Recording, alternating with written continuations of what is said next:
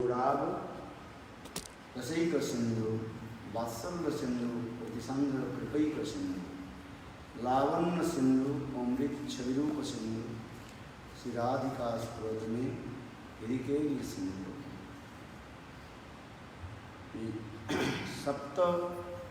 सात समुद्र के बारे में हम लोग ये कुछ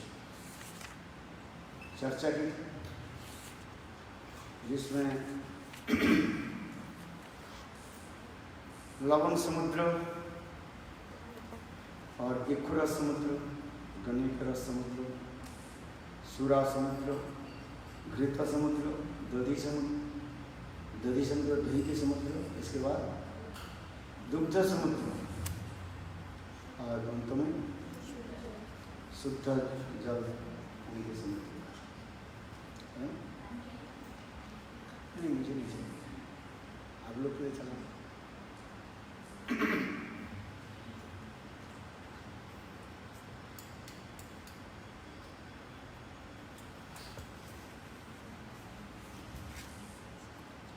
ये राधा की वैदग्ध्यता सिंधु के बारे में हम लोग आलोचना की। श्रीमती राधिका किस प्रकार समस्त प्रकार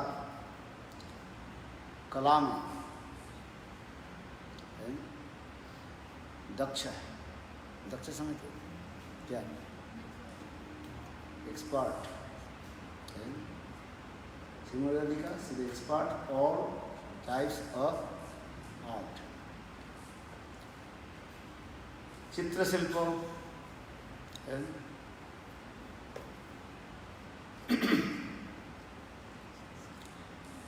रंधन शिल्प, सब प्रकार के शिल्पों में श्रीमती राधिका सुनिपुणा है।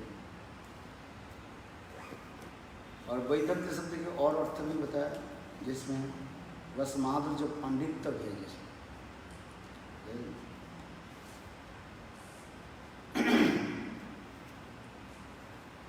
ये स्वयं कृष्ण भी राधा जी की ऐसे पांडित्य को देख कर है, राधा कृष्ण भी आश्चर्यचकित हो जाते हैं।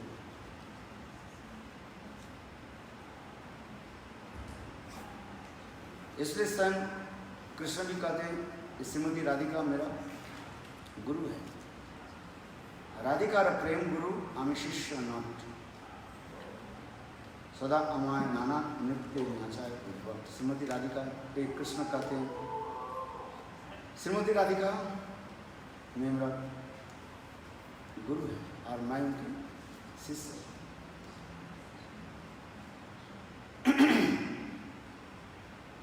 जैसे श्रीमती राधिका मुझे नचाते हैं, मैं ही उस प्रकार नृत्य करता हूँ।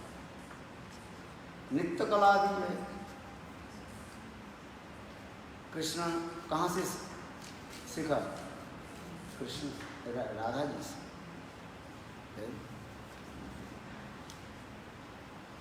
राधा जी के नृत्य कला के क्या नाम है बताओ? क्या नाम है? लास्य नृत्य कला, रास रस गदगदादि लास्य नृत्य कला। राधा जी के नृत्य कला, नृत्य के नाम क्या है? लास्य नृत्य। और कृष्ण जो नृत्य कला प्रदर्शन करते हैं उसमें कहा जाता है क्या? तांडव नृत्य कहा जाता है। तुम लोग सब भूल जाते हो, मैं बोल देता हूँ और आप लोग सब भूल जाते हैं। भूलना नहीं चाहिए। श्रवण के बाद क्या करना चाहिए? चिंतन करना चाहिए। तो यहीं पर छोड़ करके जाते गुरुदेव आपसे कुछ लेना नहीं है, गुरुदेव के सब देना चाहिए। इसलिए आपसे जो सुना, जो सीखा, जाने के समय सब आपको ही अर्पण करके जा रहे हैं, दे करके जा रहे हैं। नहीं, सीखना चाहिए, स्मरण करना चाहिए, क्या क्या बोला नहीं बोला।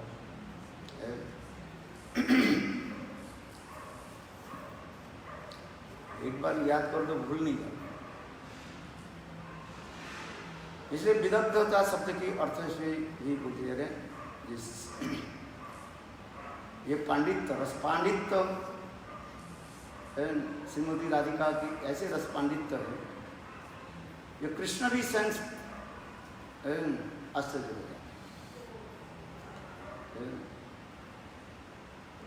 कभी भी कृष्ण उत्तर दे नहीं पाते, कुछ कुछ प्रश्न ऐसे पूछते रहते हैं राधा जी, कृष्ण उत्तर देने नहीं पाते।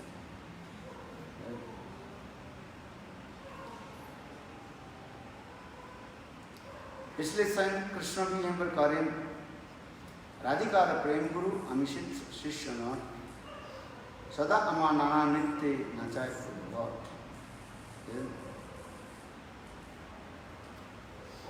जैसे कृष्ण स्वयं भी स्वीकार किया, ये नित्य कला आदि राधा जी से शिक्षा प्राप्त।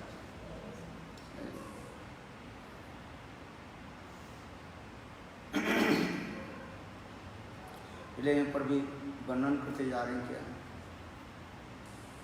एक समय वृंदा देवी राधा से मिली। राधा जी अपने सखियों के साथ विराजमान थी, बैठी थी। अब वृंदा देवी मंद मुस्कान करते हुए जब उस सखी समाज में जब पधारे तो राधा जी उनकी कहने लगी, कस्मात वृंदे प्रिय सखी, ये प्रिय सखी श्रीमती वृंदे तुम कहाँ से पधारे? हरे पाद मुलात, वृंदा देवी कहने लगे मैं हरि यानी कृष्ण के चरण कमल से मैं आ रहा हूँ, मैंने कृष्ण से मिल करके मैं आ रही हूँ। तो राधा जी प्रश्न किए, कुतो असो, ये कृष्ण अभी कहाँ है?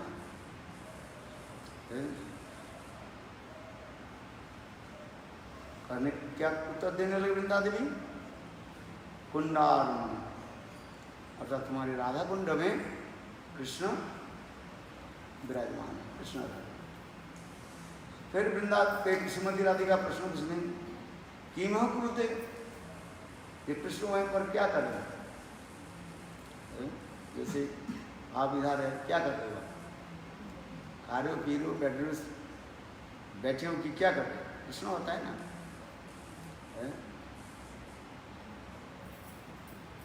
तो वृंदाद भी उत्तर दिया, नित्य शिक्षा, कृष्ण जी वहाँ पर नित्य कला अभ्यास कर, शिक्षा ग्रहण कर।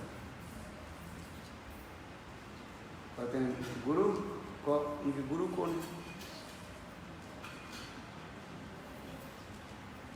यदि कोई शिक्षा ग्रहण कर रहे हैं, उनकी कोई शिक्षा नहीं, शिक्षा देने वाला तो कोई होगा, टीचर तो कोई होगा। तो गुरु कौन, शिक्षक कौन है जिससे कृष्ण नित्य कला शिक्षा ग्रहण कर? तम तम मूर्ति प्रदितोरु लता दिग्वी दिक्षु स्फुरन्ते, कृष्ण राधा कुंड में विराजमान होकर के और जितने भी वृक्ष आदि है उस वृक्ष आदि की तुम्हारी प्रतिमूर्ति मान करके नित्य कला शिक्षा ग्रहण कर।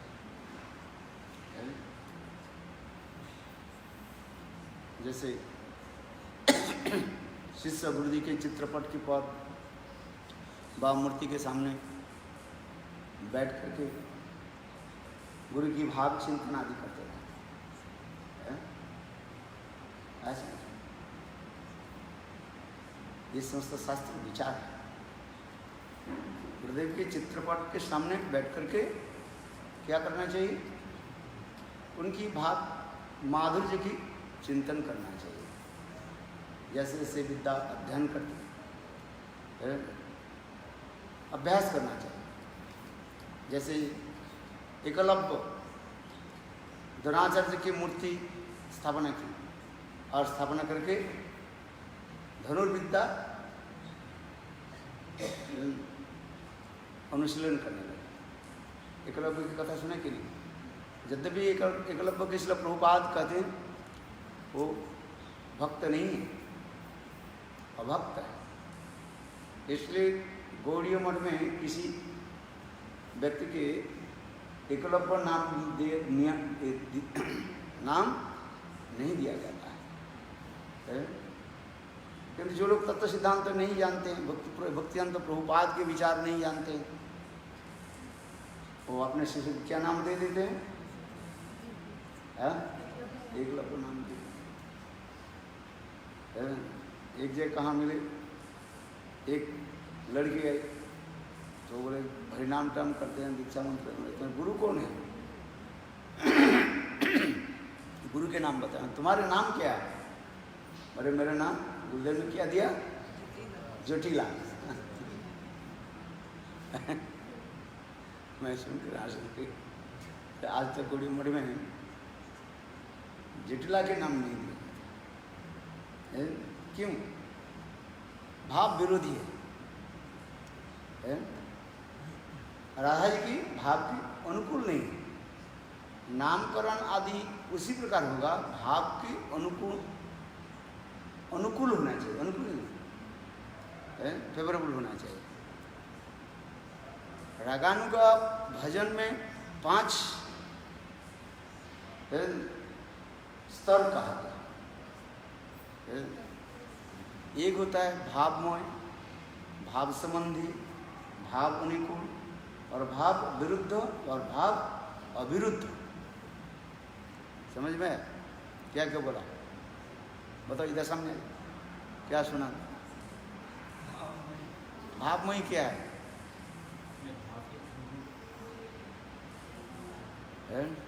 भावमय होता है 5 प्रकार भाव में कोई एक विशेष भाव को आपको आश्रय करना पड़ेगा। शांत, दास, सख, वात्सल्य और माधुर्य, कंजुगल मूड, ये 5 भावों में कोई एक भाव को आपको लेना पड़ेगा भजन करने की प्रति। रागानुगा भजन पद्धति में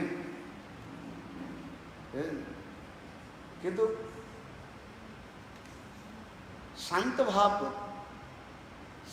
को क्या करना चाहिए? त्याग देना चाहिए। त्याग मतलब उसके सहायक के रूप में ग्रहण किया जाए, सब्सिडी जिसको कहा जाता है। क्योंकि शांत भाव में सेवा नहीं है। पहले इसको सुना। शांत भाव में क्या है? शांत भाव के लक्षण क्या है? शांत भाव के क्या रहता है? निष्ठा रहता है। शांति निष्ठा। वे परब्रह्म, भगवान, आत्माराम, आप्तकाम, उनकी सेवा की कोई जरूरत नहीं होता। इसलिए शांत में, शांत भाव का शांत रस में सेवा नहीं है, सेवा वृत्ति नहीं रहती। चुपचाप बैठे रहो, ध्यान प्रदान होता है, सेवा वृत्ति नहीं। केवल एक ही गुण रहता है संत में, क्या रहता है? निष्ठा। वो परब्रह्म भगवान है, मेरे प्रभु, इतना ही तक बस, आगे नहीं। दास्य में क्या होता है? सेवा प्रधान होता है, निष्ठा युक्त सेवा। 2 हो गया। दास्य रस में 2 हो गया। सख रस में क्या हो गया? सख भाव, मित्रता भाव रहते हैं, निष्ठा, सेवावृत्ति और सख भाव, मित्रता भाव रहता है। वात्सल्य रस में फिर 4 आ जाते हैं। शांत की निष्ठा, शांत की गुण निष्ठा, दास्य गुण सेवावृत्ति और सख के मित्रता भाव और अपने पालक भाव रहता है। समझ में आ रहा है? ये मैं उनके पालन करता हूँ, ये भाव। पुत्र बुद्धि रहता है, कृष्ण के प्रति पुत्र बुद्धि रहता है। माता मरे पुत्र भावे करे लालन पालन, कृष्ण करे। वात्सल्य भाव में मेरे माँ जसोदा मुझे क्या सकती है? सामान्य एक बालक जैसे, असहाय बालक है, हेल्पलेस कंप्लीट बालक है। इसके सेवा करना लालन पालन भाव रहता है, नरिशमेंट है। ये कहते माता मरे पुत्र भावी करे लालन पालन। लालन पालन कर जैसे बालक, छोटा बालक अज्ञ है, उसे उपदेश देना पड़ता है, ये करो, ये मत करो, ये खाओ, वो खाओ, यह मत खाओ, इधर चलो, मत चलो, इधर चलो, है लालन पालन। ये वास्तव में लाल बुद्धि रहता है, पालन बुद्धि रहता है नरिशमेंट जिसे। और माधुर्य रस में पांचों रहता है, निष्ठा, कृष्ण हमारे प्राण प्रियतम, ये निष्ठा रहता है। कृष्ण छोड़ करके और किसी अवतार के प्रति उनकी निष्ठा नहीं रहती। वही कृष्ण नारायण के स्वरूप प्रकाश करें तो गोपियां क्या करेंगे, दूर से प्रणाम करके चली जाएगी, इतना ही प्रणाम कर, ये नारायण। और सर्वांग दिया करे श्री कृष्ण सेवन, सब कुछ दे करके गोविंद की सेवा करे, सेवा प्रधान ममता युक्त सेवा प्रधान, ये पांच। इसलिए पहले रागानुगा भक्ति के पहले 5 अंग जो है मैंने बताया, इसलिए प्रथम अंग क्या है, क्या बताया, भाव मानसा, तो ये 5 हुआ, तो ये भावों के स्वीकार करना पड़ता है। किंतु ब्रज में विशेष करके 3 भावों की प्राधान्य दिया जाता है, सबको वात्सल्य और माधुर्य है। समझ, थोड़ा इसको समझना पड़ेगा।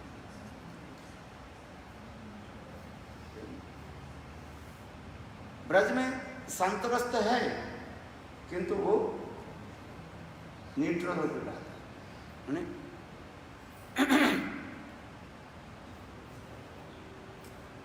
अंदर रहता है। जिस प्रकार त्रिवेणी में 3 नदियां एक ही साथ में प्रवाहित हो रहे हैं, कौन कौन, गंगा, जमुना, सरस्वती, त्रिवेणी का है। किंतु सरस्वती और गंगा नीचे प्रवाहित होता है, ऊपर कौन प्रवाहित होता है, जमुना प्रवाहित होता है। आज में समस्त तत्व सिद्धांत, तीनों नदियों की जल एक ही साथ में प्रवाहित हो रही है, किंतु अंदर में 2 नदियों की जल और ऊपर में जमुना की जल, अर्थात जमुना की प्रधान है। ठीक उसी प्रकार ये वर्णन होते जा रहे हैं जी रागानुगा भजन में, विशेषकर ब्रज रागानुगा भजन में।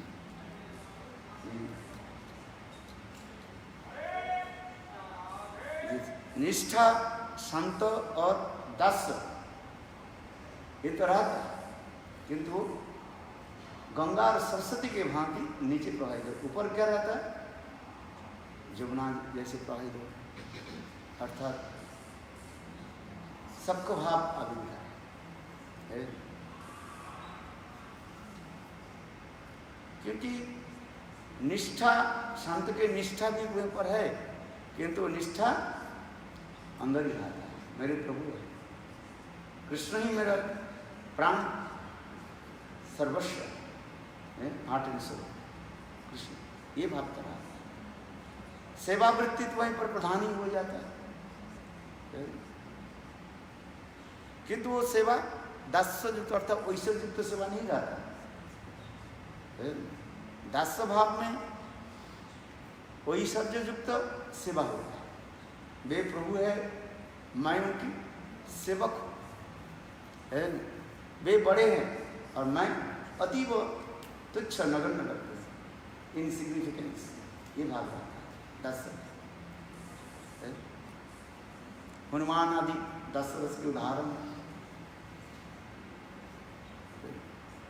इसलिए ये ब्रज से रागनों का भक्ति में तीनों के प्राधान्य दिया जा रहे हैं। सख्य भाव, सुबल सुदाम आदि जिस प्रकार सख्य भाव रखते हैं, कंध पर चढ़ जाते हैं और अपने उनको कान में लेकर के चढ़ाते हैं, चढ़ते हैं चढ़ाते हैं, अपने झूठन आदि खिलाते हैं और उनकी झूठन आदि भी खाते हैं। सब भाव, गाली गलाज भी देते हैं और गाली गलाज भी सुनते रहे, आनंद सबका भाव में ब्रज सबका। और वात्सल्य में कृष्ण मेरे पुत्र है, कितनी निष्ठा है। माँ जैसे की सेवा वृत्ति जो वो तो विराजमान है, किंतु सेवा वृत्ति कैसे हो? कृष्ण हमारे अबोध बालक है, अबोध समझते हो है, है इन्फेंट बेबी है, कंप्लीटली अर्थ इन्फेंट, कुछ जानते नहीं है, अबोध, जिसको बोध नहीं है, ज्ञान नहीं है, अवगो है, इसी प्रकार है, चल नहीं पाते। माँ यशोदा कृष्ण के उंगली पकड़ करके चलना सिखाती है। जो परब्रह्म भगवान है, आज माँ यशोदा आंगन में है, क्या कर रहे? गोविंद की उंगली पकड़ करके सिखा रहे कैसे चल, ठमक ठमक करके गोपाल चलते हैं, फिर गिर जाते हैं, जैसे प्राकृतिक शिशु है, 2 कदम चलने के बाद गिर जाते हैं। देख कैसे सुंदर लीला किया है, वात्सल्य से।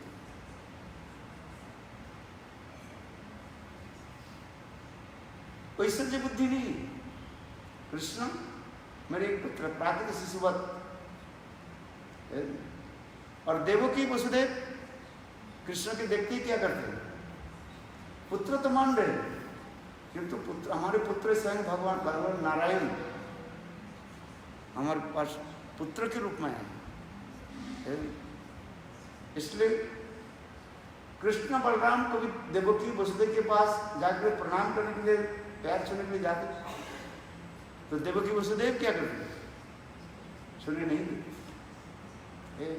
क्यों? ये भगवान है, हम नरक में चले जाएंगे, भगवान हमारे पैर छुएंगे। इसलिए देवकी वसुदेव कभी कृष्ण बलराम के तो पुत्र मानते हैं, किंतु चरण छूते हैं।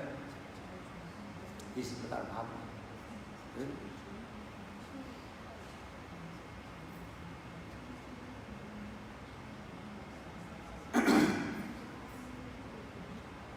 और नंद यशोदा कृष्ण के क्या करते हैं?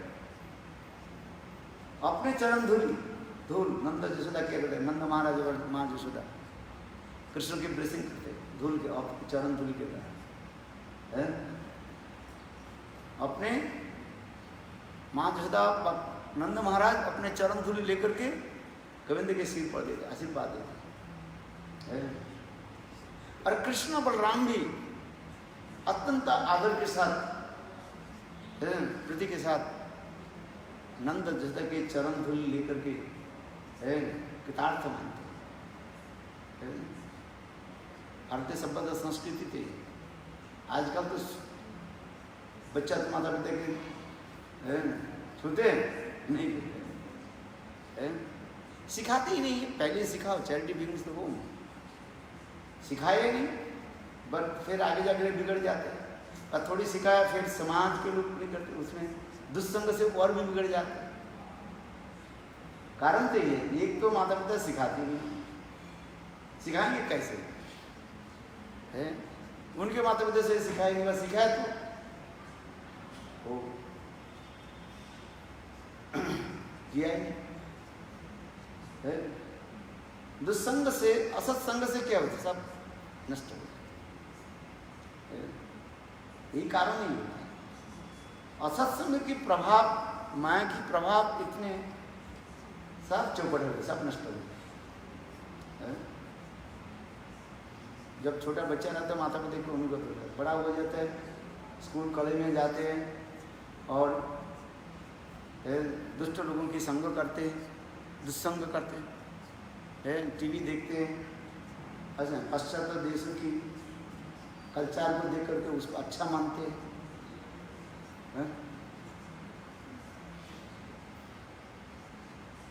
तो बोल रहा है। किंतु नंद जशोदा एक कृष्ण नित्य प्रत्यह प्रातः काल में उठ करके नंद जशोदा के चरण स्पर्श करते,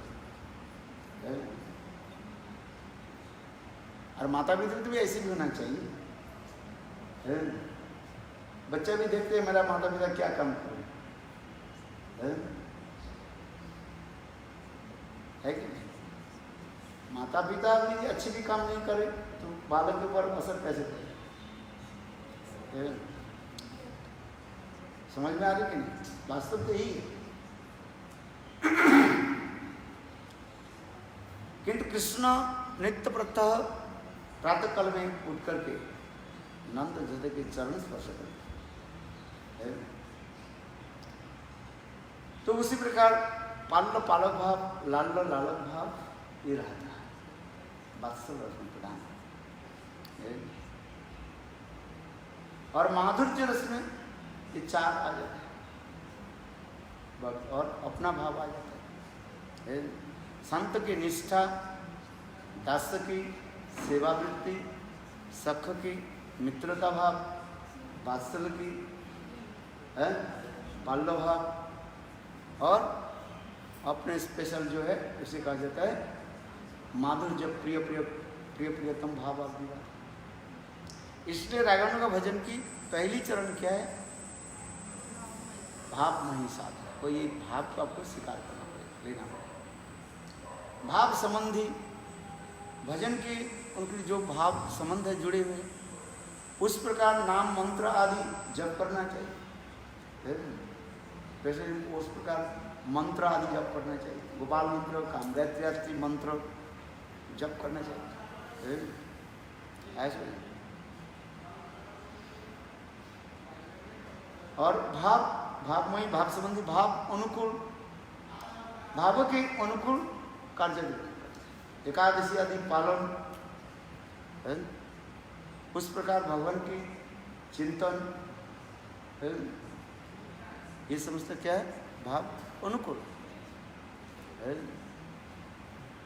अनुकूल परिवेश में रहना, भगवान की लीलास्थली वृंदावन आदि स्थान में रहना, ये भाव के अनुकूल है।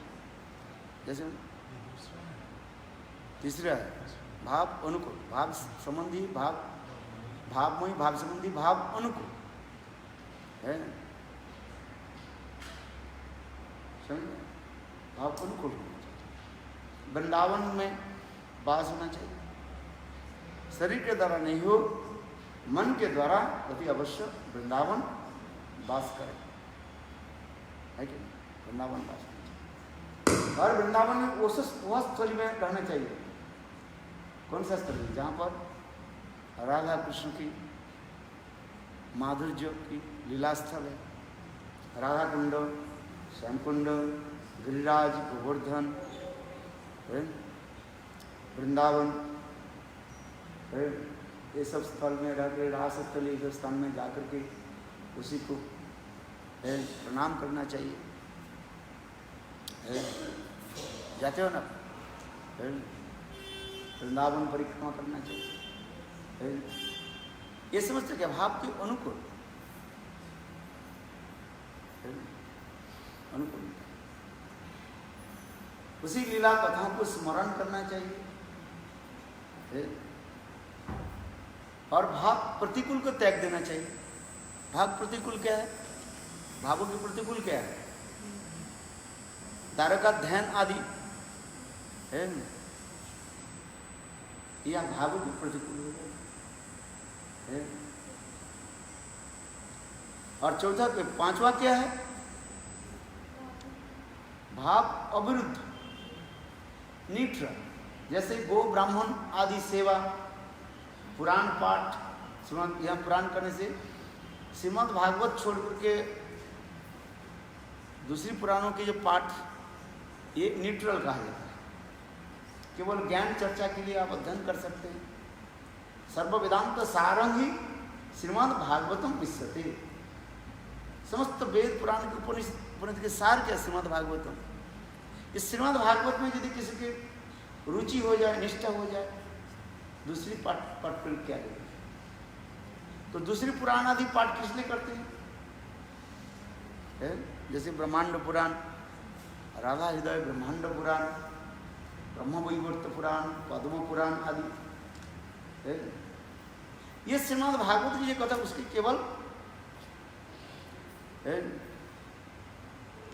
परिपूरक रूप में करते हैं, सबसे प्रमाण के रूप में। जैसे श्रीमद् भागवत में लोग कहते हैं राधा जी के नाम नहीं है, तो और पुराणों में राधा जी के नाम है कि नहीं है? तो उसके परिपूरक के रूप में लेना पड़ता है।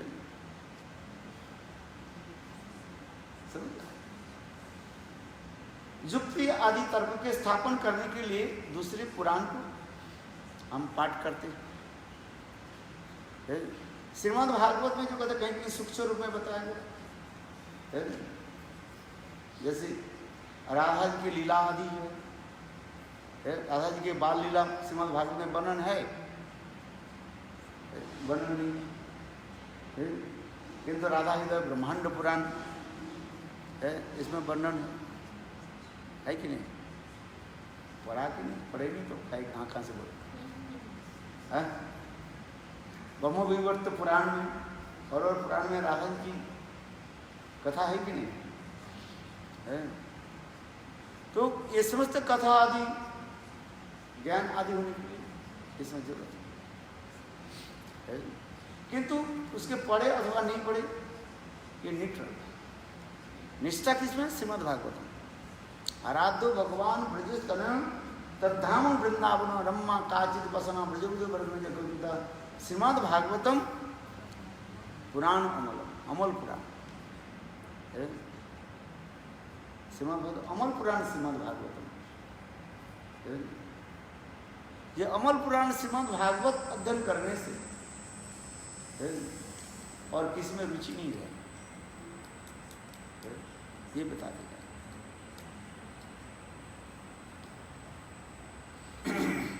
चलो, जिसमें मैंने कहा ये क्या हुआ?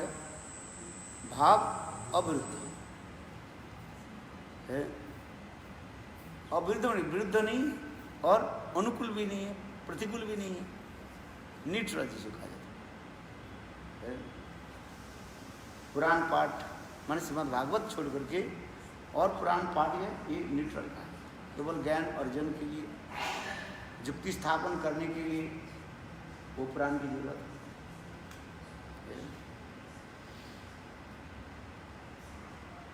गो ब्राह्मण आदि सेवा है, ब्राह्मण आदि की सेवा करें, अच्छा है, नहीं तो नहीं है, कोई जरूरी नहीं है। क्यों ब्राह्मण की सेवा करें? उनके आशीर्वाद मुझे प्राप्ति है, इसलिए चलो ब्राह्मण की सेवा कर दे। मथुरा में जाते हैं ना, वो पहुंच जाते हैं, बस जानते हैं हमारा जो कुछ तो दक्षिणा मिलेगा, चलो 100-150 रुपये 200 रुपये दिए, प्रसाद में हो गया, ऐसे आ जाओ। तो ब्राह्मण की सेवा करो, इसलिए क्या थोड़ा वो दे देंगे, कम से आशीर्वाद तो दे देंगे। उनके आशीर्वाद से तुम्हारे होगा कि नहीं वो तो दूसरी बात है। चलो उनके प्रसन्न ब्राह्मण की इसलिए मन शिक्षा में भूसुर गणे है, गुरु गुष्टे गुष्टेशु सुजने भूसुर गणे। भूसुर माने ब्राह्मण, ब्राह्मण का आदर करना चाहिए। भगवान भी कहते हैं, भगवान स्वयं ब्राह्मणों के आदर करते थे। है नमो ब्रह्मण्य देवाय गो ब्रह्मण्य हिताय च जगत हिताय कृष्णाय गोविंदाय नमो। भगवान भी किस प्रकार ब्राह्मणों के आदर करते थे। दुर्वासा आदि ऐसे महान ऋषि उसको भी स्वयं भगवान इस प्रकार आदर करते थे। संत महात्मा के आदर करो, आज सबके आदर करना सीखो, सबके सम्मान देना सीखो। आज यदि आदर नहीं किया तो नहीं है। सभी वैष्णव के दंडवत प्रणाम करना। कोई पूछे गुरुवादी हो तो गुरु के छोड़ करके किसी के नहीं करेंगे, ये नहीं। गुरु वैष्णव, हरि गुरु वैष्णव तेरे स्मरण है विघ्न विनाश। किंतु निष्ठा कहाँ पर रहता है? गुरु में रहता है। किंतु सब वैष्णव के हमें आदर होना चाहिए। आज वैष्णव के देखो तो प्रणाम को कम से कम इतना ही तो करो, है। कोई कहते नहीं हमें गुरु छोड़कर किसी प्रणाम नहीं करेंगे, अपराध हो जाता है। सब वैष्णव को आदर करना चाहिए। कुछ कुछ ऐसे ही होते, कट्टरबाजी होता है, उसकी भक्ति नहीं होती। वो सोच रहा है गुरु ही हमें सब कुछ कर दो, उसे वैष्णव अपराध हो जाता है। इसलिए कम से कम प्रणाम करना सीखो सब कुछ। इसलिए अनादर न हो। गुरु में प्रति निष्ठा, वैष्णव के प्रति कैसे होना चाहिए? आदर भाव होना चाहिए। ऐसा अरे भक्ति सिद्धांत प्रभुपाद नहीं देखे। गुरु के प्रति निष्ठा तो है, और वैष्णव के प्रति कैसे होना चाहिए? आदर भाव। जैसे सती नारी अपने पति के प्रति निष्ठा रखते हैं, किंतु घर में जितने भी व्यक्ति सबके प्रति आदर रखते हैं। अपने सास है, ससुर है, ननद है, जो कुछ भी है, सबके प्रति कैसे रखते हैं? आदर भाव रखते हैं। आदर भाव से नहीं हमारे पति की जरूरत है, पति छोड़ के कुछ नहीं है। हम दो, हमारे दो हैं, हम दो और हमारे दो। हमारे दो कौन है? मेरा एक बेटा और एक बेटी। और हम दो कौन है? पति पत्नी। छोड़ कर कुछ नहीं। सास ससुर घर से निकाल दो, ऐसे नहीं। आदर होना चाहिए, सम्मान होना चाहिए। हाँ क्या बोले?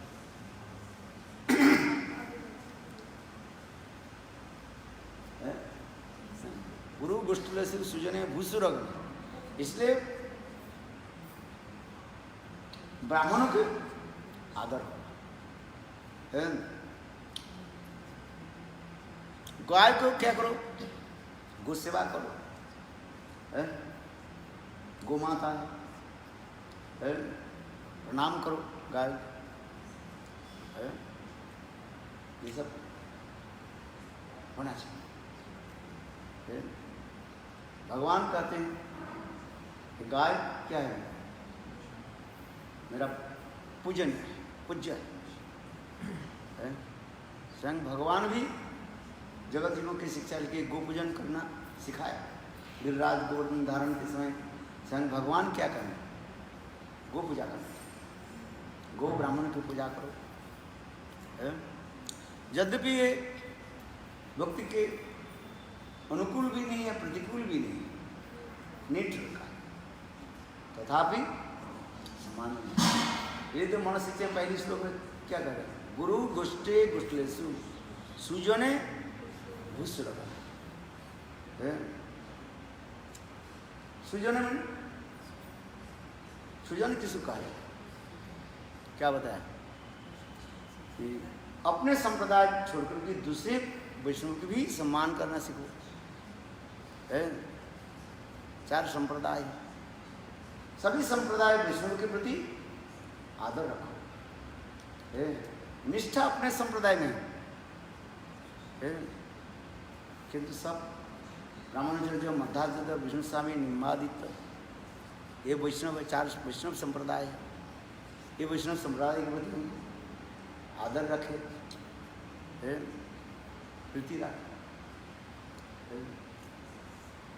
ये समझते गुरु गुष्टे गुष्टु सुजने भूसुरगणे समन्त्रे नामने ब्रजन वजुवदंड शरण सदा ब्रह्मत्वा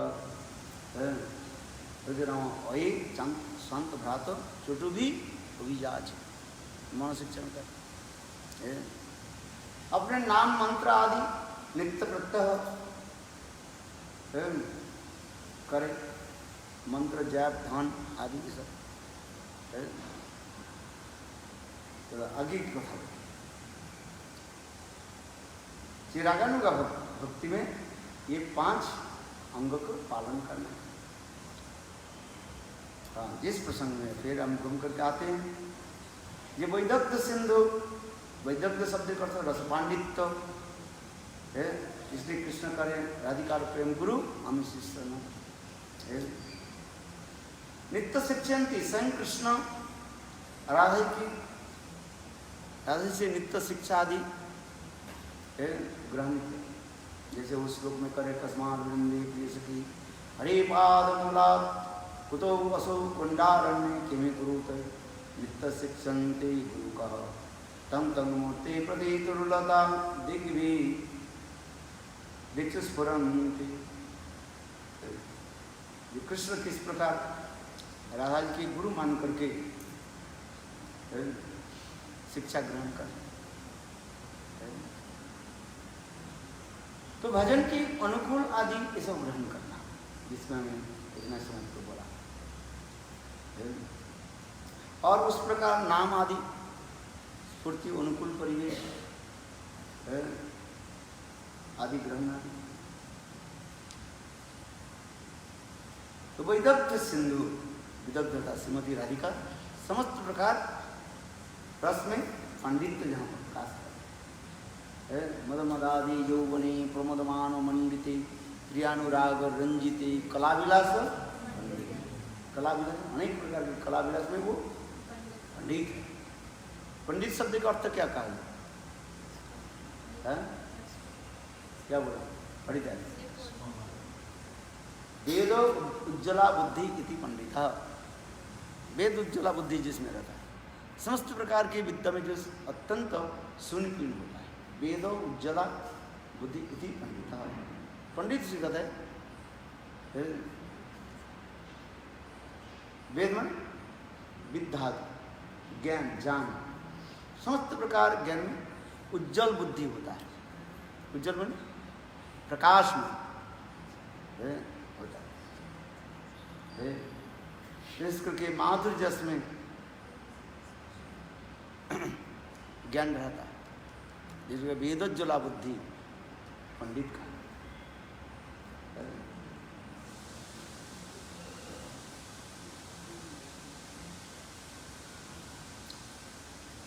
और श्रीमती राधिका में जो कहा है, किसी शिक्षा ग्रहण करने की जरूरत नहीं होता है, समस्त शिक्षा में सुनिपुण है, सब ज्ञान अपने आप हो जाएगा। जैसे काल मैंने उदाहरण दिया था, ये कृष्ण सर्वज्ञ है, भगवान है, तथापि मथुरा में द्वारका में कृष्ण उद्धव से सलाह लेते हैं। स्वयं भगवान है, उसके निर्णय उसके सलाह लेने की कोई जरूरत नहीं होता, तो स्वयं निर्णय ले लेते हैं। किंतु तथापि उद्धव के पूछते हैं क्या करना है नहीं करना। जैसे उदाहरण में दिया था, क्या उदाहरण दिया? ये युधिष्ठिर महाराज राजस्व यज्ञ करने के लिए कृष्ण की सहायता के लिए एक पत्र भेजा, एक पत्र लेटर है।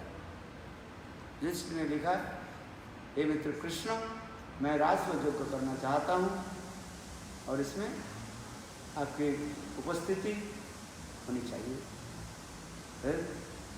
और इसमें आपकी ही सलाह से, आपकी सहमत से हम सब कुछ करेंगे। युधिष्ठिर महाराज कृष्ण बिना कुछ नहीं करते। जो मैं राजस्व, युधिष्ठिर महाराज ने पत्र में क्या लिखा? इतना ही लिखा, ये कृष्ण, मैं एक राजस्व यज्ञ करना चाहता हूं और आपकी सलाह, आपकी निर्देश से सब कुछ कार्य आप जैसे से बोलोगे, तो आप अपने समय के अनुसार आप बताइए किस समय आप आ सकते हैं, किस समय आप सब है? केवल मेरा इच्छा है राजस्व को करना और आपकी सलाह से ही सब कुछ होगा। तो आप कब आओगे? ऐसे जैसे मित्र के पत्र लिखते हैं, युष्मान के पत्र लिखते, और उसी समय और एक पत्र कहाँ से आया है?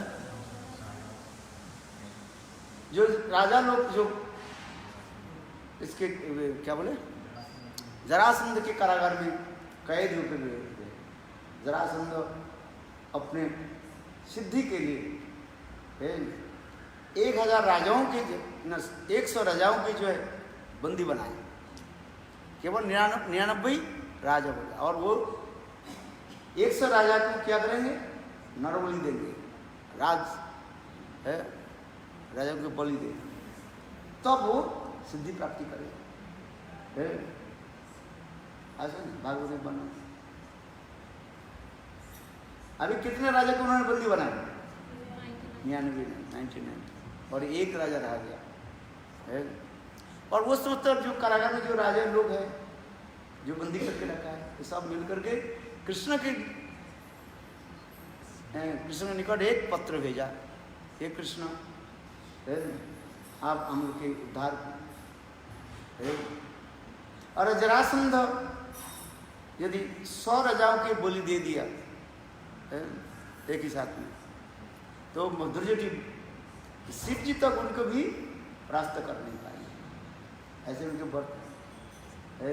जरासंध ऐसे है, यदि एक ही साथ में 100 राजाओं को उन्होंने बलिदान कर दिया है एक साथ में है, तब जरासंध की कोई परास्त नहीं करेगी। फिर शिव जी भी उसको भी परास्त कर नहीं पाएंगे। अभी तो 99 राजा को उन्होंने बंदी बनाया और एक राजा को ढूंढ रहे इसको परास्त करके लिया।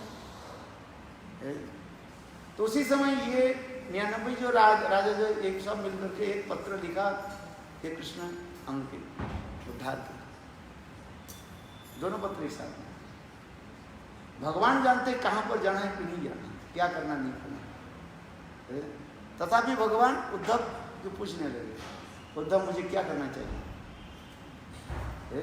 ये राजा लोग मेरा शत्रु भी नहीं है, मित्र भी नहीं है, और युधिष्ठिर मेरा परिवार के सदस्य है। कृष्ण के बुआ जी है ना, कुंती के पुत्र ही तो है, अपने पारिवारिक संबंध है, रक्त संबंध है, और ये हमारे समर्पित भी है, समर्पित आत्मा भी है युधिष्ठिर महाराज है।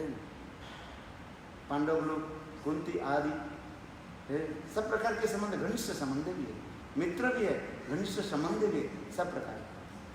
और राजा लोग के साथ हमारे कोई संबंध नहीं है। आज विपद में पढ़ करके वो राजा लोग क्या किया? पत्र दे दिया भगवान युधिष्ठिर के, क्या बोले उद्धव के, उद्धव तुम सलाह दो क्या करना चाहिए। लोग विचार में देखते हैं भाई जिसके साथ हमारी मित्रता है, संबंध है, उसके पास तो जाना चाहिए शादी के लिए। तो भगवान किसके पास जाना चाहिए? युधिष्ठिर के पास जाना चाहिए। युधिष्ठिर बुला रहे हैं, आपके बेटा बुला रहे हैं और कोई साधारण एक व्यक्ति बुला रहे हैं, तो आप किसके पास जाओगे? बेटे के पास जाओगे, है कि साधारण विचार नहीं खाता।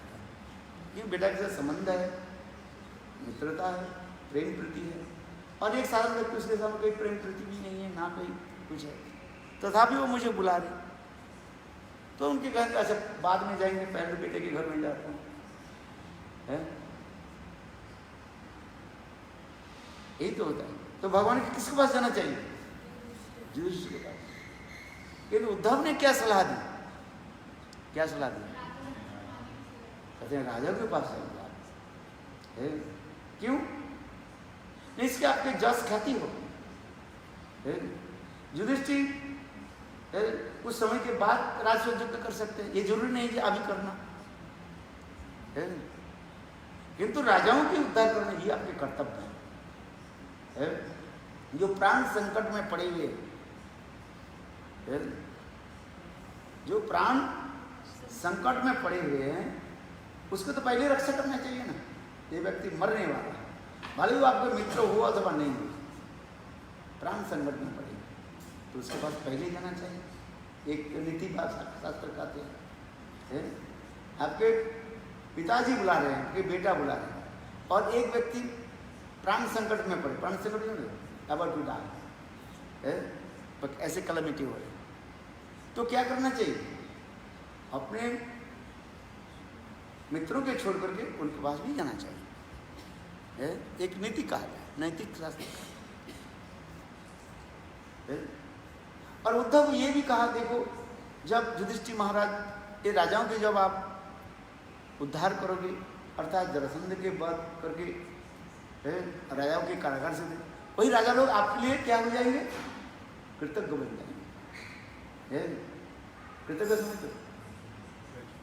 ग्रेटफुलनेस है क्या? आभारी होंगे। हाँ, अच्छा, तो आपके साथ में जाएंगे। फिर जब आप युधिष्ठिर महाराज के राजस्वर्ग में जाओगे तो ये 99 राजा लोग अपने सैन्य समंत आदि लेकर के विशाल रूप धारण करके जाएंगे, आपकी से जस ख्याति हो। उद्धव ने ऐसे सुंदर सलाह दी। एक तो राजा लोग आपके लिए आभारी, और फिर राजा लोग आपके अनुगत्य स्वीकार करेंगे, जैसे आप बोलोगे। बिना बुलाए हुए वो समस्त राजा लोग आपके पीछे पीछे चले, ध्वजा लेकर भी चले, जिससे राजस्व जगह में आप जाओगे, आपकी जय जयकार होगा, सब लोग प्रसन्न होंगे। आज कृष्ण इस सलाह को सुन करके प्रसन्न हो, किंतु कृष्ण तो पहले ही सिद्धांत तो ले चुके हैं। ये युधिष्ठिर के में कह देंगे, ये भाई तुम बाद में युद्ध करना, ये बाद में राजस्व यज्ञ करना है, अभी तो इधर है, इधर मुझे काम है, इधर जाना है। किंतु तथापि भगवान कृष्ण उद्धव से सलाह ले, भगवान क्या है? फिर तो संकल्प, वो संकल्प करके चुके, वो ही चुका है।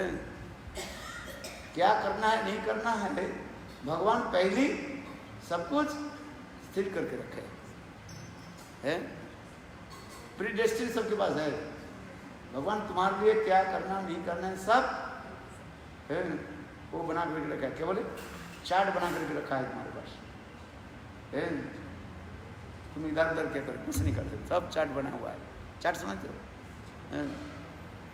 क्या करो? तो इसी प्रकार जो है, यद्यपि भगवान सर्वसमर्थ है, सब कुछ कर, तथापि भक्त वात्सल्य होने के नाते भगवान लीला आदि करते जा रहे। तो उसी प्रकार यहाँ पर जो करे, विदग्ध जो शब्द हम जो बता रहे, राधा जी के विदग्ध है, सर्वसमर्थ हुए भगवान को, राधा जी की वाक् चातुर्य आदि कहते, कृष्ण भी आश्चर्य हो जाते। इसलिए कृष्ण राधा जी के वाक् चातुर्य है, सुनने के लिए कितने ललायित होते हैं। वाक् चातुर्य जानते हो क्या? एक्सपर्टिज्म टू स्पीक, इतने जल्दी जल्दी उदाहरण दे करके और दे देते, कृष्ण भी पराजित हो जाते। और कृष्ण भी कम भी नहीं है। राधा और कृष्ण में क्या हुआ? युद्ध होने, क्या होने लगी? वो कुश्ती होने लगी, कसरत है, युद्ध। और कृष्ण लुढ़क गए जमीन पर है, राधा जी के ऊपर चल गए है, कुश्ती हो रहा ना। दंगल देखा? कहाँ देखा? टीवी में नहीं देखा। दोनों पलवान जो है उसको गिरा देते हैं, और गिरा करके वो छाती पर ऐसे गिरा, मुक्का मार है। उसको उठने नहीं देते है। दोनों हाथ और दोनों पैर के जो है ऐसे दबा करके रखते, उठना नहीं देता है। श्रीमती राधिका ऐसे बलवान है, कृष्ण के क्या करते हैं, परास्त करते हैं। दंगल देखा कभी है? है? तो कृष्ण भूमि पर लेट गए है, सब सखियां ताली बजाने लगे है। आप लोग तो ताली नहीं बजा, सब सखियां क्या की, ये कृष्ण पराजित हो गया, राधा जी ये दिए। कृष्ण क्या बोले, नहीं नहीं मैं हारा ही नहीं। क्यों नहीं हारा? अच्छा बताओ, इस संसार में जो होता है हम लोग किसी को गाली देते हैं, बोले तेरा नाक नीचा हो गया और तेरा नाक ऊंचा हो गया, दो शब्द हम व्यवहार करते हैं। नाक नीचा हो गया मतलब क्या है, तेरा अपजस हो गया है। अपजस कि नाक नीचा है, कुख्याति हो गया है। और तुम्हारे नाक ऊंचा हो गया मतलब क्या है, तुम्हारे जस हुआ। जैसे किसी के बेटा है, चलो किसमें जो परीक्षा होता है ना, है वर्ल्ड फेमस हो गया, चलो अच्छा सबसे विश्व रिकॉर्ड कर दिया है। तो उसके सुनकर बोले तेरे कैसे नाक ऊंचा, शब्द बोलते हैं ना नाक ऊंचा, मैंने तुम्हारा जस करते हैं। बट ऐसे कई कर्म किया पर तेरा नाक नीचा हो गया है। तो दोनों अर्थ हो, एक नाक ऊंचा हो जाना मतलब क्षति जस, और नाक नीचा हो जाना माने अपजस है। कृष्ण भी कहने लगे उसी प्रकार। अच्छा बताओ, हारना जितना जस अपजस तो होता ही है। किसके नाक ऊंचा है और किसके नाक नीचा है, तो बात जस किसके है और अपजस किसके है। नाक नीचा होना ये अपजस है। तो आप बताओ, तुम सखी हो, तुम जो हमें कर लो मैं पराजित हो गया, कैसे मैं पराजित हो गया? मेरा नाक ऊंचा है कि नहीं, मैं लेटा हूं भूमि पर तो मेरा नाक ऊंचा हो गया, तो अपजस हो गया है मैं नहीं। और राधा जी छत्ती पर बैठे ऐसे, तो राधा जी के नाक क्या हो गया, नीचा हो गया, नीचे हो गया। तो कृष्ण भी चतुर है, कृष्ण के पराजित करते कौन, राधा जी पराजित करते, वक्त चातुर्य। ये तो कृष्ण पराजित जीत गया, राधा जी मानो वक्त चातुर्य, राधा जी क्या हो गया, हार गया इस शब्द में है ना। ऊपर से तो देखिए राधा जी तो जीत गए, बात तो सही है, किंतु कृष्ण ने वक्त चातुर्य प्रकाश कर दिया क्या, राधा जी हार गए। सखियों के मानने के लिए बाध्य हो। अच्छा बताओ, नाक किसके नीचे है, नाक नीचा नाक नीचा है। बोले धूर्त के वही पराजित कर सकते जो उससे 2 उंगली ज्यादा धूर्त हो है। यदि उससे धूर्त के पराजित करना साधारण नहीं है, जिसके एक शेर और 100 शेर हो कोई है, आज समझ में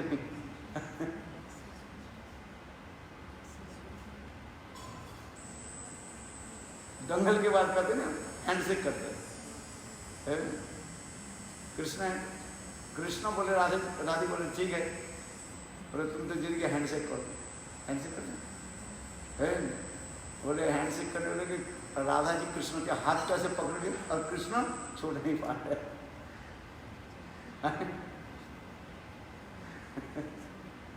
रस्म एक शेर और एक 100 शेर। शेर जानते कि नहीं क्या है, 1 किलो, अभी तो किलो होगी ना, पहले शेर था है।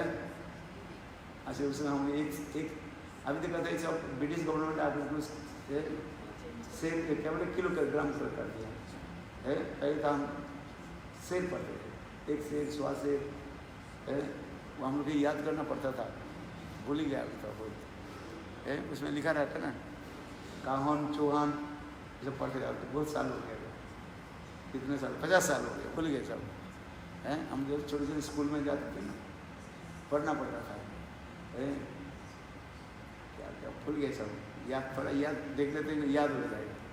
वो लिखा रहता है ना किताब में। पढ़ा आप लोग? नहीं, तीसरा नहीं पढ़ा, सब मॉडर्न आ गया सब।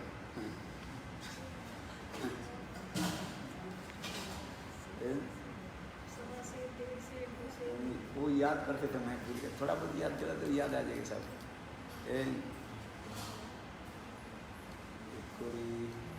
पूड़ी पढ़ते थे, पूड़ी गंडा पूड़ी ये सब पढ़ते थे हैं। से चलो क्या बोला, इसके आगे बैंड बजावे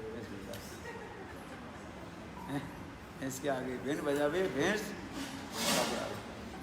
थोड़ा कुछ आप लोग जानते तो याद देते, स्मरण स्मरण तो आप लोग जानते हैं कब क्या स्मरण होता है। मुझे सब याद करना बहुत समय लगता है। 50 साल हो गए ना, 50 साल हो गया, 50 साल से ज़्यादा हो गया इसमें तो 5-6 साल जब तक पढ़ तब वही सब पढ़ाया जाता है स्कूल में।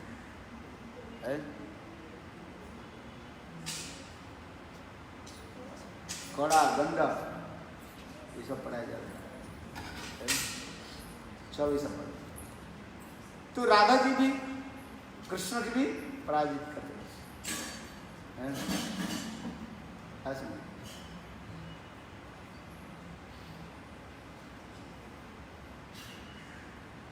जैसे उदाहरण दे रहे हैं, अच्छा बताओ कृष्ण एक पवित्र एक अपवित्र होकर के सदा पवित्र रहता है, वो कौन है?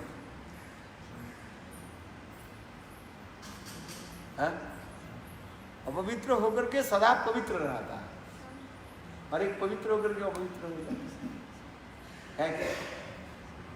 ये हमारे केस, मस्तक के केस, एक केस जो है बाल जब मस्तक पर रहता है इसको पवित्र माना जाता है। और यही केस बाल जब सिर से अलग हो जाता है उसके क्या कहा जाता है? अपवित्र माना जाता है। इसे मतलब इसे कहता है याद ही चलता है हस परिहास में कृष्ण को भी पराजित करते हैं। जैसे शास्त्र में कि ये बाल जो है कहीं जल में पड़ जाए, जैसे पानी के गिलास में जल गिलास में पानी, वो जल ठाकुर जी की सेवा नहीं होगा, जैसा पवित्र माना जाता है। बोले क्यों? उसमें केस गिर गया। सेवा कर रहे पुजारी, सेवा करे ठाकुर जी की, यदि ये नाखून लग जाए तो क्या हुआ? वो जल ठाकुर जी के सेवा में नहीं लगा। अर्चन देवी का पड़ा कि नहीं? ठाकुर जी की सेवा करने के लिए ये विधान है।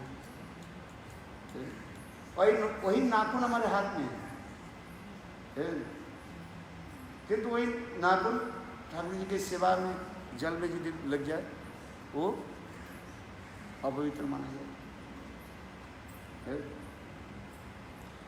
तो ये समस्त शास्त्रीय विचार दिया गया। उसी प्रकार राधा जी पूछे, अच्छा बालों को पवित्र होकर के अपवित्र होता है, पवित्र होकर पवित्र होता है, तो हमारे केश मस्तक के केस है। राधा जी के कितने सुंदर घुंघराल वाले केस, केशों की वर्णन होती जाए, किंतु वही केस यदि एक केस यदि झड़ करके नीचे आए तो केस के अपवित्र माने।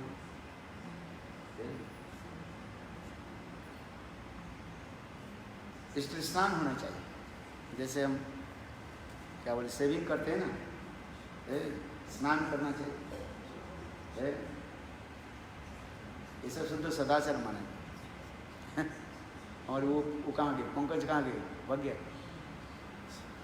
उनके घर में हम एक थे, तो उस समय जो है वो पूर्णिमा पर, तो हमारे साथ वो था अनंग मोहन था कर्नूल वाला। उन्होंने क्या कि मेरा सेविंग किया है, उसमें कोई 12-1 बज गया, तो वो मेरा सेविंग करने के बाद वो क्या कि रसोई घर में जा करके वो चावल और दाल को बैठा दिया, तो एक पंकज जाके सारे चावल दाल के सब फेंक दिए। तो तुम स्नान नहीं करके रसी घर में कैसे आए? बाद में मुझे पता, सारे चावल दाल के सब फेंक दिए, तो तुम स्नान नहीं किया है।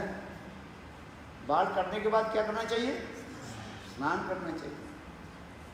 उनके पता ही नहीं है। ऐसा नहीं, इसके शुद्ध सदाचार का है। नहीं तो नहीं, बाल काट दिया बस और उसी घर में चली गई, ठाकुर जी से बोलिए, इसको अपराध माना जाता है। ये सब शुद्ध सदाचार है। बहुत लोग करते हैं ना, स्नान नहीं करते है। नहीं, शास्त्र में विचार के अनुसार स्नान करना चाहिए। स्नान करके पवित्र होकर के तब रसोई में घर में जाना चाहिए है। आज मजा आ गया, वो दुखी हो गया, अनुमान दुखी हो गया। मैंने पहले वो फेंक दिया, बोले ठीक ही तो किया है। शुद्ध सदाचार नहीं थे, क्योंकि बिना स्नान से रसोई घर में प्रवेश निषिद्ध है। हमारे देवानंद गौड़ी मठ में तो जो हरिनाम करने, हरिनाम नाम दीक्षा लेने पर भी इसके रसोई घर में प्रवेश करने नहीं दिया जाता।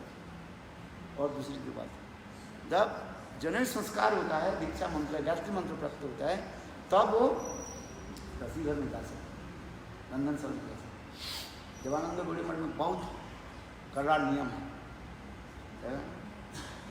बोले तो हरिनाम ले, हरिनाम से भी नहीं होती, बिना हरिनाम से तो बिल्कुल वहीं पर घुसने भी नहीं दे एक बार है।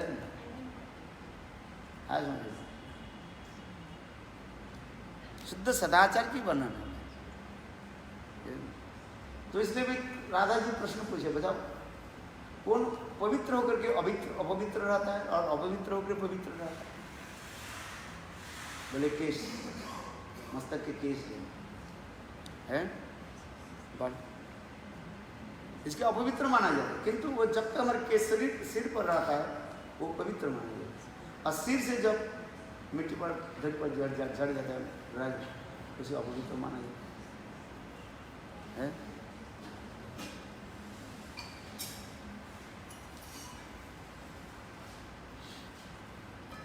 तो ये सब इसलिए कहते हैं विदग्ध, कहते हैं पंडित, रसकला पंडित जिसने, इसलिए विदग्ध कहा है। ये राधा जी में एकमात्र, ये कृष्ण के भी पराजित करने है। कभी कृष्ण राधा जी को पराजित कर देते हैं और कभी राधा जी कृष्ण के पराजित है। इसलिए कहते हैं वैदर्भ सिंधु अनुरागी का सिंधु है। अनुराग में क्या होता है? नवनवयनमान रूप में प्रकाशित है। नवीन नवीन रूप में कृष्ण के रूप माधुर्य प्रकाशित होता है। उसी प्रकार राधा जी भी सौंदर्य माधुर्य इतने प्रकार से कृष्ण देख करके भी चकित हो जाते, आश्चर्य हो जाते है। नानाविध अलंकार करे झलमन हरि मन विमोहन वदन उज्जवल, कीर्तन में करते ना। ये राधा जी की भाव माधुर्य इतने सुंदर है, हाव भाव हेला किंचित एक किल किंचित आदि, ये समस्त भाव देख करके कृष्ण भी आश्चर्य। इसलिए कहते हैं नानाविध अलंकार, अलंकार राधा जी के सुंदर जो अलंकार जो है, दो प्रकार के अलंकार होता है। एक होता है भाव अलंकार और एक होता है अलंकार जिसके जो है भूषण आदि का, भूषण अलंकार का जो किसी कैसे सुंदर वस्त्र ठाकुर जी पहने हुए, कैसे अलंकार आदि धारण किए, कैसे मुकुट धारण किए, कैसे हार नुपुर आदि कैसे विराजमान है। इसलिए कहता है दो प्रकार के, एक भूषण के रूप में और एक भाव रूपी अलंकार है। विग्रह दर्शन की भी इसी प्रकार कहा गया। विग्रह दर्शन की विधि कैसे? चरण से लेकर के नाभि कमल, मुखमंडल दर्शन है। पहले भगवान की दर्शन, विग्रह दर्शन पहले कहाँ पर होना चाहिए? चरण में होना चाहिए। मंदिर में आज पहले मुख दर्शन करनी, पहले चरण कमल को दर्शन करो है। फिर चरण को दर्शन करते भगवान की मध्यस्थ अर्जनी नाभि कुंड कैसे सुंदर है, कमर कैसे है, और फिर अंत में जाकर के मुख कमल के दर्शन, मुखारविंद कैसे सुंदर, जैसे मतलब वर्णन है। इसलिए अनुराग उसी कहा जाता है महाभावाजी दशा में, जहाँ पर नित्य नवायन रूप में दर्शन है।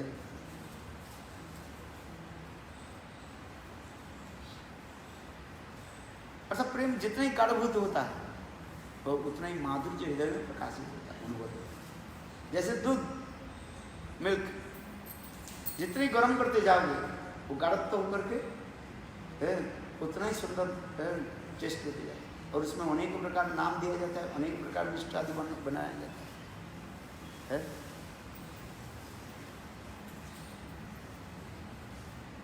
इसलिए तो कहते हैं राधा नाम कैसे मधुर है। हमारे रघुनाथ दास गोस्वामी नाम की महिमा भी सुंदर वर्णन किया है। और कृष्ण भी कैसे सुंदर है। कृष्ण नव जलधार जगत सस्य उपार परिसे लीलामृतधार, माधुर्य भगवत्ता सार ब्रज कोइल परचार, कहाँ शोक बैसिर नंदन स्थान स्थान भागवते कोरियाचन जनाइते, कहा सुनी नाचे भक्तगण चैतन्य चैतन्य। कृष्ण कैसे, कृष्ण के रूप कैसे नवीन बादल के भांति, इसलिए कहते हैं कृष्ण नवजलधर जगत सस्य ऊपर बड़ी से लीलाम, जैसे बादल बरसात करते उस वर्षा होने से जब बाद शस्य उत्पन्न होता है, बारिश हो तो खेती में शस्य। उसी प्रकार कृष्ण भी नव जलधर गोपियों की हृदय में ना जाने कैसे कैसे प्रेम की संचार आदि करते रहते, भाव की उत्पन्न कराते रहते।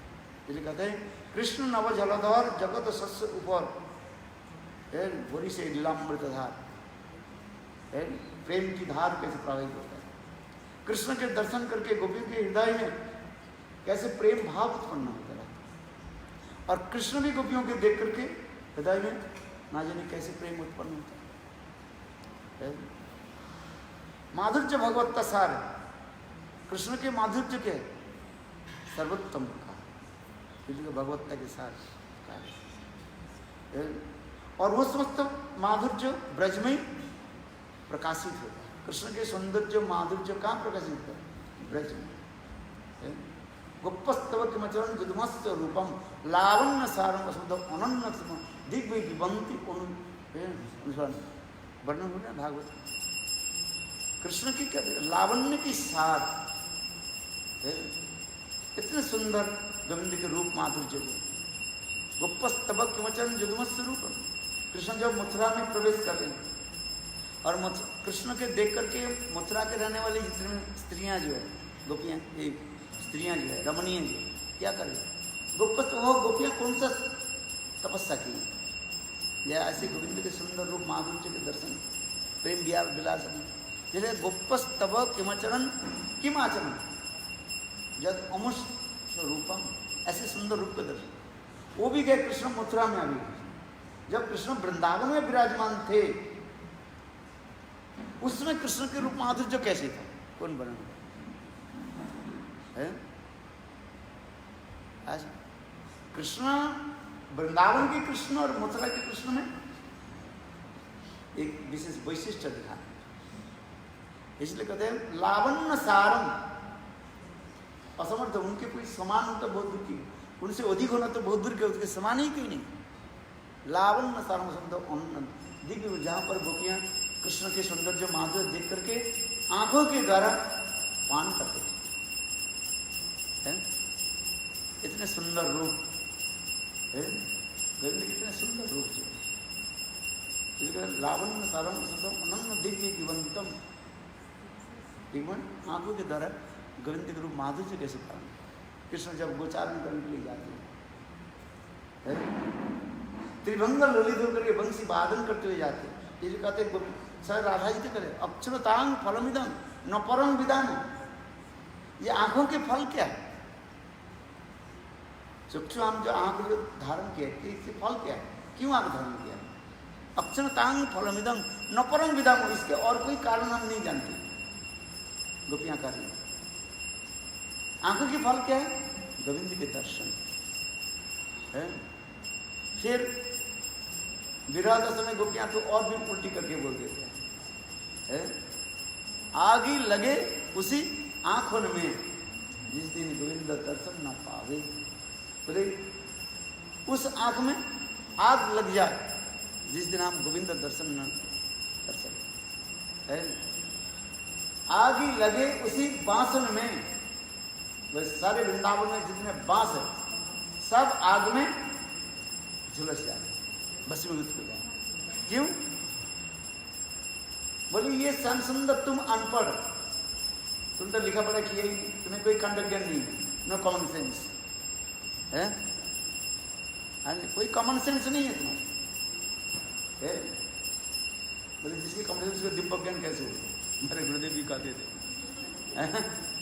जिसके साधारण ज्ञान नहीं है उसके दिव्य ज्ञान कहां से हो जाए?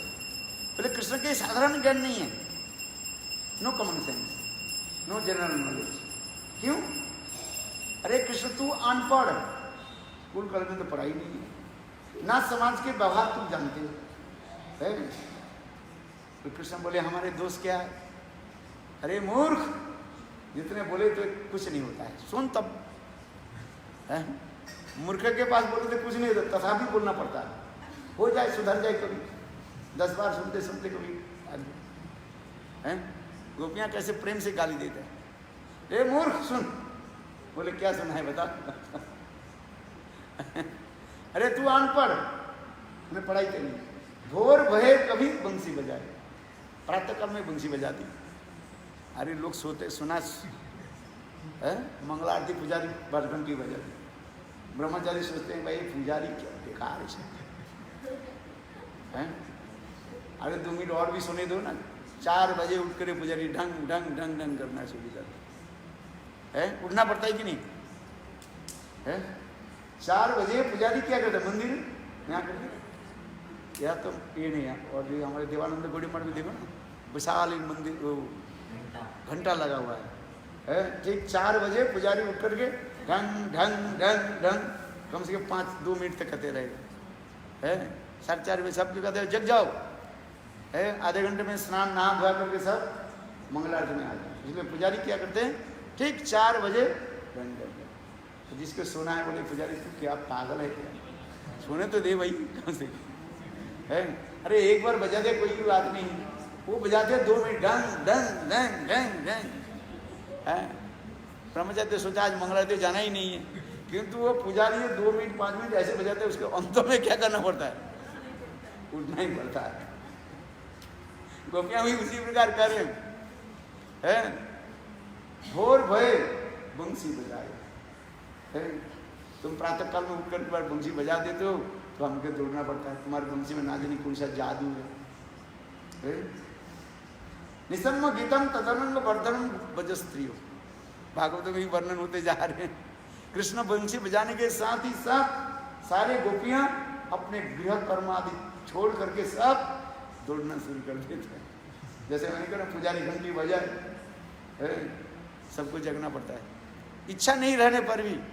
ये कहते उसी प्रकार कहते हैं भोर भये बंसी बजे, अच्छे से प्रातः काल में।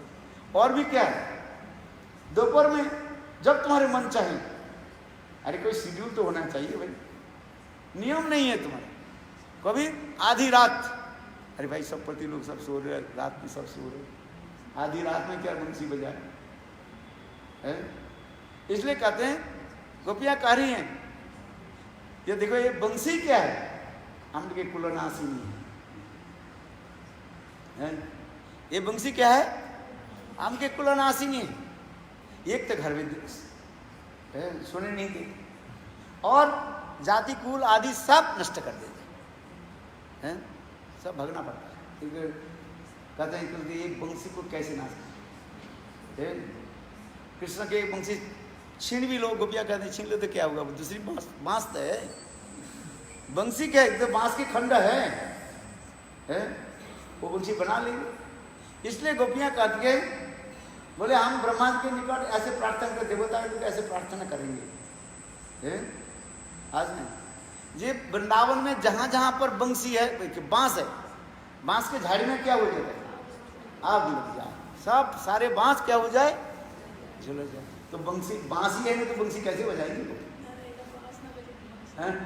ना रहे बांस ना बजे। इसलिए ये कहावत है ना, सब बात में पीछे बैकग्राउंड में ये इतिहास है। कुछ दिन करना, भगवान जिसको देते हैं छप्पड़ फड़ करके देते हैं, इसके पीछे भी कारण है। प्रोभाव जो बना उसके पीछे सारे कारण है। ये कहते गोपियाँ कहती हैं, हे ब्रह्मा करके ये प्रार्थना करते हैं क्या, ये वृंदावन में जितने बांस को, और पेड़ तो कोई भी बात नहीं है, गोपियाँ नहीं कर रही और पेड़ के लिए। कौन सा? ये बांस के, ये बांस बहुत खतरनाक, हमके गाली देते ना, बांस दे देंगे बांस बहुत खतरनाक चीज है, गाली देते ना, क्या गाली देते हैं? आप बोलो तो शोभा देती है, शोभा देती है बोले बांस देते रहते, बांस की इतना बुरी है, गंदी बात बांस है। अरे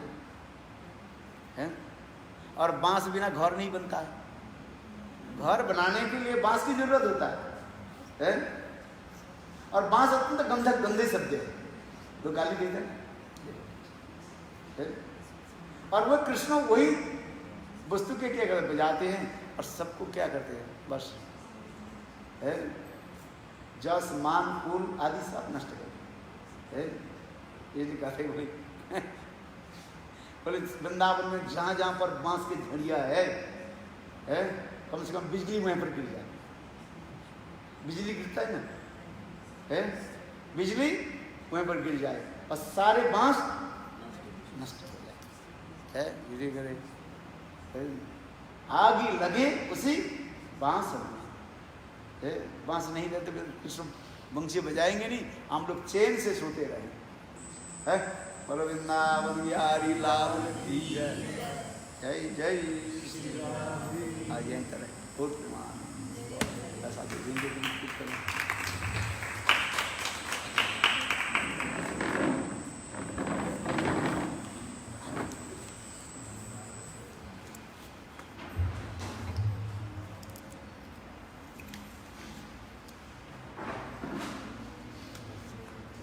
आज लोग तुम नहीं जा रहे हो, सब बैठे हुए, हम नहीं, संडे है इसलिए।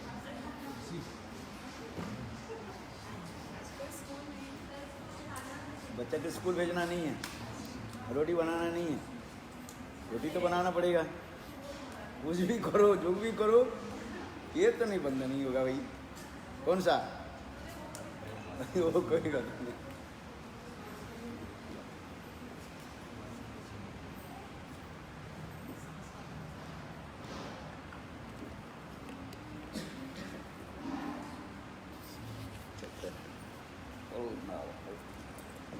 वो कहाँ के कीर्तन करने वाले लोग कहाँ गए?